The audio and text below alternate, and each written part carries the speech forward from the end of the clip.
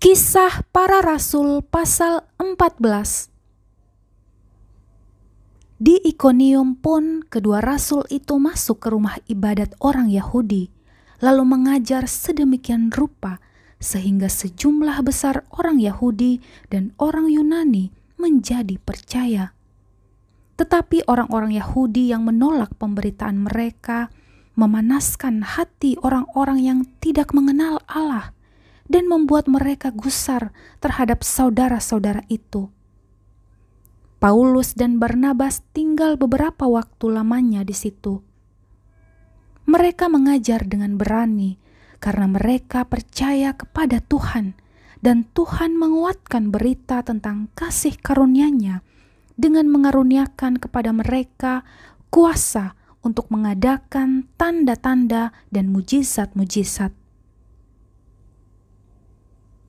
Tetapi orang banyak di kota itu terbelah menjadi dua.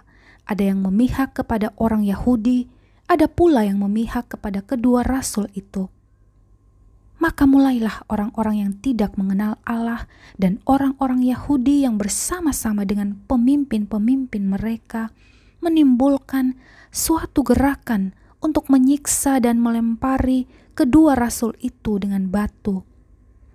Setelah rasul-rasul itu mengetahuinya, menyingkirlah mereka ke kota-kota di Likaonia, yaitu Listra dan Derbe dan daerah sekitarnya.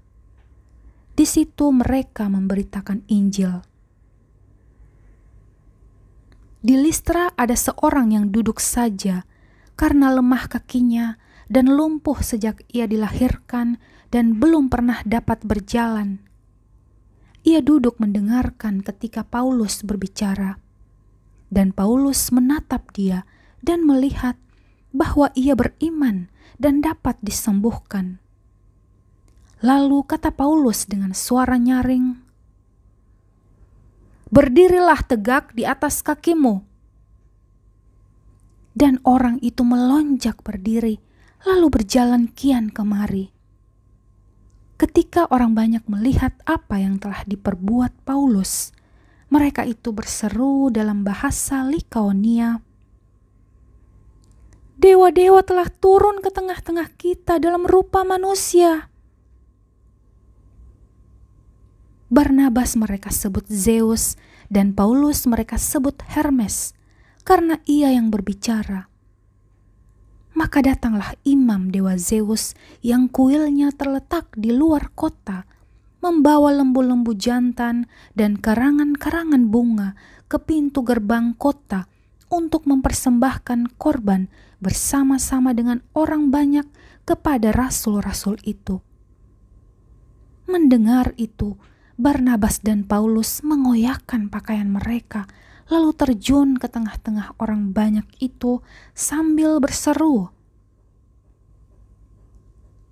"Hai kamu sekalian, mengapa kamu berbuat demikian? Kami ini adalah manusia biasa sama seperti kamu. Kami ada di sini untuk memberitakan Injil kepada kamu, supaya kamu meninggalkan perbuatan yang sia-sia ini dan berbalik kepada Allah yang hidup, yang telah menjadikan langit dan bumi, laut dan segala isinya.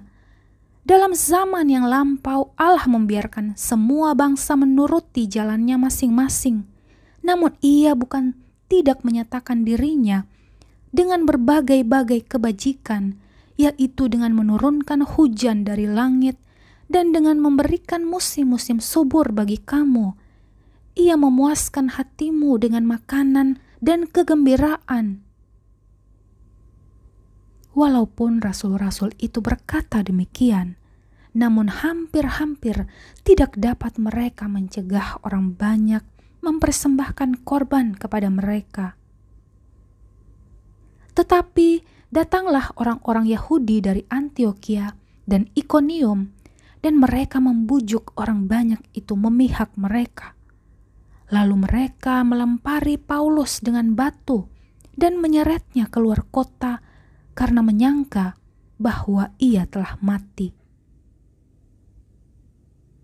Akan tetapi, ketika murid-murid itu berdiri mengelilingi dia, bangkitlah ia, lalu masuk ke dalam kota. Keesokan harinya, berangkatlah ia bersama-sama dengan Barnabas ke Derbe.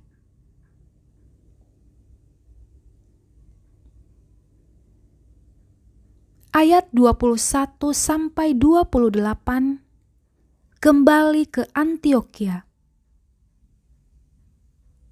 Paulus dan Barnabas memberitakan Injil di kota itu dan memperoleh banyak murid.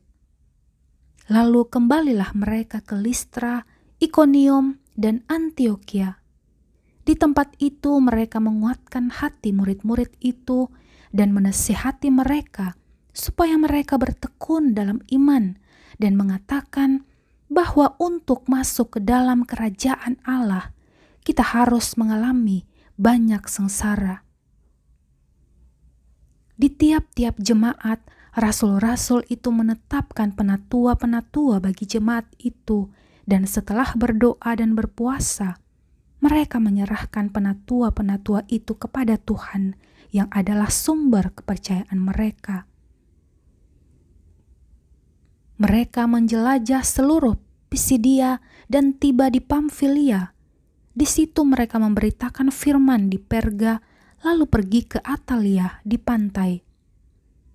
Dari situ berlayarlah mereka ke Antiokhia. Di tempat itulah mereka dahulu diserahkan kepada kasih karunia Allah untuk memulai pekerjaan yang telah mereka selesaikan.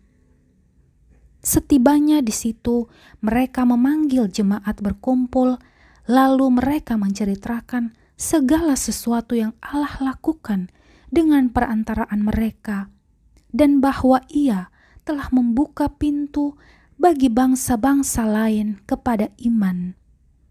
Di situ mereka lama tinggal bersama-sama dengan murid-murid itu.